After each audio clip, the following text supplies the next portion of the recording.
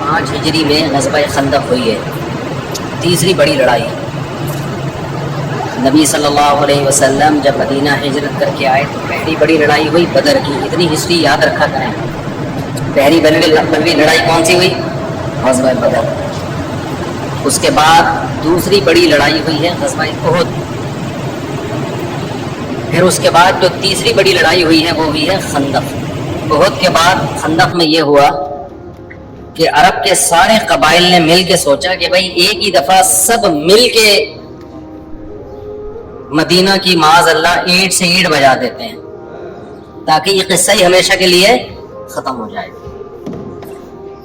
آپ صلی اللہ علیہ وسلم نے اب ایسی کبھی جنگ آپ نے عربوں نے دیکھی نہیں تھی کہ چاروں طرف سے حملہ ہو۔ ان کی قبائلی جنگ ہوا کرتی تھی، ملکوں سے لڑائیاں عربوں کی نہیں ہوتی تھی۔ ملکوں سے لڑائیاں کیوں نہیں ہوتی تھی؟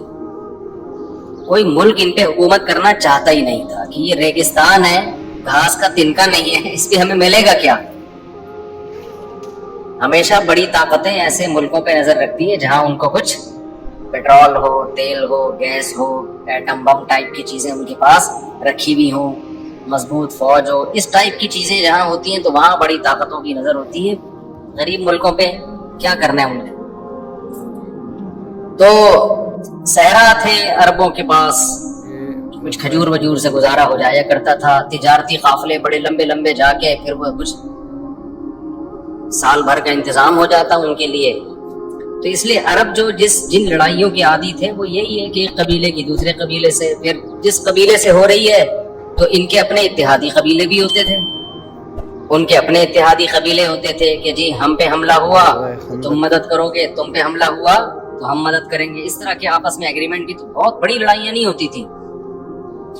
خندق میں یہ ہوا، غزوہ خندق میں، کہ چاروں طرف سے قبائل نے مل کے سوچا کہ ہم مدینہ پہ اکٹھا حملہ کریں گے اور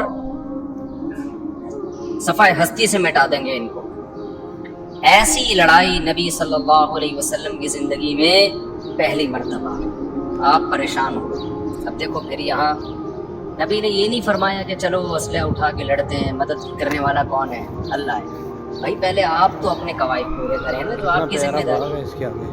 آپ کو تو اسوہ حسنہ بننا ہے نا قیامت تک کے لیے، کہ جب بھی مسلمانوں پہ کوئی مشکل آئے گی تو یہ سر جوڑ کے بیٹھیں گے، استخاروں کی بھیٹ اپنے فیصلے نہیں چڑھائیں گے۔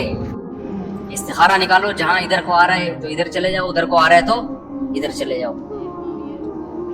اور یہ صرف یہ نہیں کریں گے کہ دعاؤں پہ اکتفا کر کے بیٹھ جائیں۔ اب حملہ ہو رہا ہے تو اب کیا کریں؟ آپ نے صحابہ کرام کو بلایا۔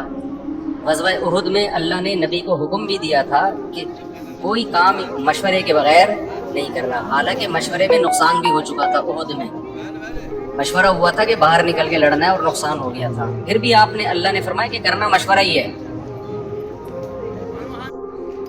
تو نبی صلی اللہ علیہ وسلم نے صحابہ کو جمع کیا، بھائی کیا کریں؟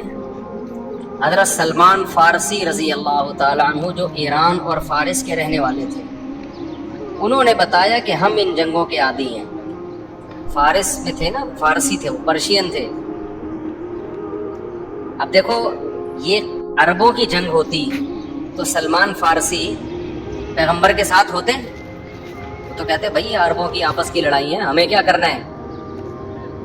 تو یہ عرب کے خلاف جنگ نہیں تھی، یہ ایک نظریات کی جنگ تھی کہ ایک اللہ کو ماننے والے ہزاروں خداؤں کو ماننے والوں سے لڑ رہے ہیں۔ جو باطل کا نظام دنیا میں جنہوں نے نافذ کیا ہوا ہے، وہ لوگ لڑ رہے ہیں ان لوگوں سے جن کے پاس حق کا نظام ہے۔ تو یہ حق اور باطل کی لڑائی ہے۔ آج دنیا میں جتنی جنگیں ہو رہی ہیں نا، حق اور باطل کی نہیں ہو رہی، زمینوں کی جنگیں ہو رہی ہیں۔ ان کو حلال کا لیبل لگایا ہوا ہے کہ یہ جائز ہے، بلکہ ملک کے لیے لڑو آپ، چاہے ملک ظلم کر رہا ہو، اس سے بحث نہیں ہوتی۔ اور اسلام کی تلوار جو حق اور باطل کے لیے اٹھی ہے، اس کو کہتے ہیں اسلام کس سے پھیلا ہے؟ تلوار سے۔ اور مسلمان ہوتے ہیں دہشت گرد۔ حالانکہ نظریے کی بیس پہ لڑنا اگر صحیح نظریہ ہے وہ تو سمجھ میں آتا ہے، باقی کسی بیس پہ بھی لڑائی کی کوئی تب نہیں بنتی۔ کیوں لڑ رہے ہو بھائی؟ تم کیوں اس کی زمین پہ تم کیوں قبضہ کر رہے ہو؟ تو نبی صلی اللہ علیہ وسلم نے مشورہ لیا تو حضرت سلمان فارسی رضی اللہ تعالی عنہ نے عرض کیا یا رسول اللہ ہمارے ہاں جب ایسی لڑائیاں ہوتی ہیں تو مسئلہ کیا ہے، ابھی ہم نے دشمن پہ بڑھ کے حملے تھوڑی کرنے، اتنی تو ہم میں طاقت نہیں ہے، اتنے بڑے بڑے قبائل چاروں طرف سے اکیلے نہتے کہاں لڑ سکتے ہیں ان سے، یہ تو مشورے میں بات ہی نہیں ہوئی ہے کہ ہم نے ان کو کیسے فتح کرنا ہے، نہ ان کو مدینہ آنے سے روکنا کیسے ہے، ڈیفنس کیسے کرنا ہے۔ تو مشورہ کس پہ ہو رہا تھا؟ اقدام پہ نہیں بلکہ